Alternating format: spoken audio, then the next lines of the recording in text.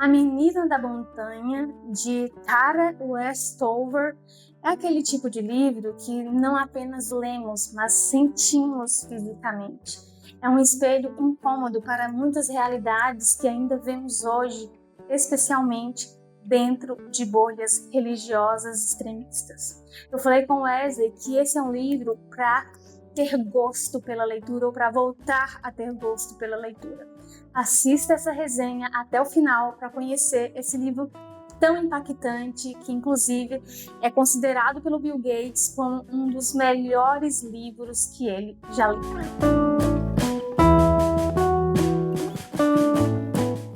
Olá pessoal, hoje vamos conversar sobre o primeiro livro que eu terminei em 2026 e eu vou dizer para vocês, comecei o ano literário levando 2 pés no peito. Esse livro foi indicação da minha irmã, inclusive esse aqui é dela, ela me emprestou e se você quiser adquirir nós vamos deixar o link da Amazon na descrição do vídeo. Comprando por este link, você apoia o nosso canal. E outra forma de nos apoiar é assistindo esse vídeo até o final, curtindo, comentando, compartilhando com os seus amigos. Sinceramente, eu não estava preparada para o quanto essa obra iria me impactar. Eu não estava preparada para o quanto essa obra iria ressoar com coisas que, infelizmente, eu vejo ao meu redor e provavelmente você também, a partir da minha fala aqui dessa resenha, você vai lembrar de alguém que você conhece. Pelo subtítulo de A Trajetória Real da Americana que pisou numa sala de aula pela primeira vez aos 17 anos até a conquista do doutorado em Cambridge, passa a ideia que é uma história motivadora, só que o livro não é nada motivacional. Ele contém uma realidade dilacerante. A Menina da Montanha é um livro de memórias, mas parece até um suspense psicológico de tão absurda que é a realidade apresentada aqui. Tara nasceu em Idaho, filha de pais fundamentalistas mormons, sendo a caçula de 7 irmãos. O seu pai, chamado Gene, era considerado o profeta da família, muito convicto de que o mundo acabaria na virada do milênio, ou seja, no ano 2000. Não é um livro antigo. E Gene era contra o ensino em escolas públicas, ele educou todos os filhos em casa. Ele era radical a ponto de acreditar que tomar leite e derivados era pecado e que qualquer documento emitido pelo governo, por exemplo, até certidões de nascimento, eram uma forma de controlar as pessoas. E essa parte de ensinar os filhos em casa, para mim, é até um pouco assim cômico, mas sabe aquele tipo de graça que não tem graça, porque diz de uma realidade que trouxe consequências muito tristes para as pessoas envolvidas. Os pais deixavam os filhos, inclusive Tara, à vontade. Eles forneciam apenas livros, mas não havia nenhum teste se realmente os filhos estavam aprendendo. Era assim que eles eram educados em casa. Tem uma parte que Tara conta que ela estava apenas passando páginas do livro de matemática e ela mostrava para sua mãe: olha mãe, estudei esse tanto. E a mãe se orgulhava e dizia: nossa, como você estudou? Se fosse na escola, você nunca ia conseguir estudar tanto em pouco tempo. Claro, né? Passar páginas é diferente de aprender matemática, ainda mais matemática.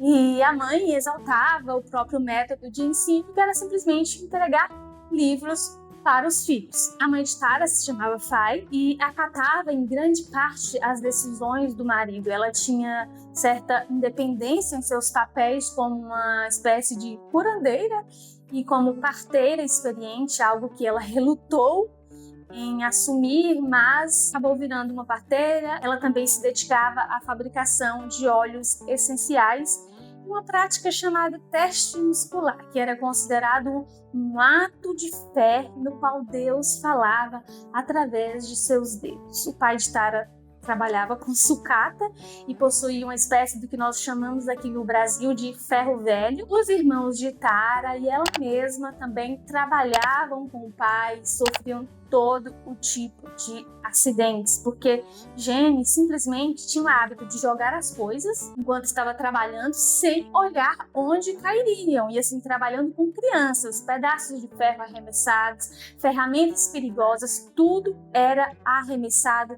sem nenhuma responsabilidade com as crianças ao redor. Eu achei bem triste os relatos dos acidentes decorrentes desse comportamento. Mas pior do que isso foram os acidentes de carro sofridos pela família.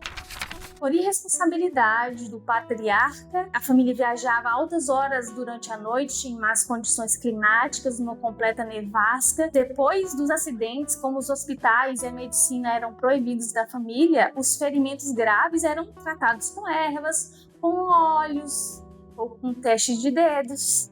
Imagina aí, uma criança que depois de um acidente não consegue mais virar o pescoço para um lado e para o outro, e ainda assim não ser levada a um hospital para os devidos cuidados. Um número impressionante também de acidentes bizarros acontecia com os homens da família Westover.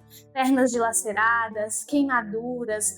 A própria autora era repetidamente espancada por um dos irmãos e era algo assim meio que normalizado. E o que mais me impactou não foi apenas a história de Tara, mas a percepção de como a religião, quando distorcida, serve como um imã para pessoas com transtornos psicológicos não tratados e como essa distorção pode se tornar uma ferramenta de alienação. O mais assustador não é o que aconteceu lá nas montanhas de Idaho, mas perceber que eu conheço pessoas, e provavelmente você também conheça, que reproduzem exatamente os mesmos discursos e práticas, como, por exemplo, a recusa da ciência e das vacinas em troca de curas místicas ou ervas milagrosas, tratamentos naturais, o ódio às universidades e à educação pública, vistos como centros de doutrinação. Engraçado, né? Não envia os filhos para conhecer a história verdadeira, mas doutrina os filhos em casa. A figura do homem como um líder absoluto, o controle sobre o corpo e a roupa da mulher, a desvalorização do trabalho intelectual e teorias da conspiração, não poderia faltar, né? Desde Illuminatis até medos mais infundados de fantasmas políticos, tudo culpa dos comunistas, dos socialistas. E o triste é que esse tipo de sistema se retroalimenta. É um sistema abusivo, então isola-se a família do mundo, demoniza-se o conhecimento externo e justifica-se a violência doméstica como disciplina bíblica. Tudo isso movido pelo medo do fim do mundo. Essa leitura me fez despertar também para uma realidade que eu espero que você já tenha ciência. Só porque alguém frequenta uma igreja ou se diz cristão, não quer dizer que essa pessoa tenha um caráter íntegro, não quer dizer que essa pessoa seja uma pessoa confiável. As igrejas são lugares, muitas vezes, perigosos, porque podem dar voz a malucos, a gente mal intencionada, a manipuladores ou até mesmo pessoas com transtornos psiquiátricos não tratados, e essas pessoas falam em nome de Deus. E assim, só por usarem um terno, uma roupa de crente, se fantasiam de crente e assim cometem as mais horrendas injustiças, ou podem chegar até mesmo a manipular você em decisões que são de foro íntimo, ou mesmo destruir a sua saúde mental. Isso é um perigo, porque quando a pessoa recebe o rótulo de cristão, os que estão ao redor acham que pronto, estão no céu. E eu falo porque eu vivo uma realidade assim. Vejo pessoas que confiam nos outros apenas porque as pessoas frequentam uma igreja. Ah, é da igreja? Essa que é a preocupação. Ah, fulano é da igreja? Mas não pergunta sobre o caráter da pessoa. Frequentar uma igreja não é um distintivo de bom caráter. É sábio nós prestarmos atenção e termos cuidado com quem nós nos relacionamos, até mesmo dentro da nossa comunidade de fé. Precisamos prestar atenção em quem nós damos ouvidos. E principalmente, você que tem filhos, tenha cuidado. Essa história é repleta de abusos físicos, psicológicos e tudo com a justificativa na religião. Como alguém que ama a educação, ler esse livro foi uma experiência assim, um pouco angustiante.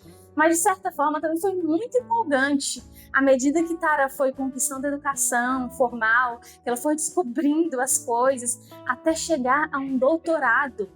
A educação para Tara não foi apenas um diploma, foi a ferramenta que permitiu que ela desse nome às violências que sofria, violências feitas em nome de Deus.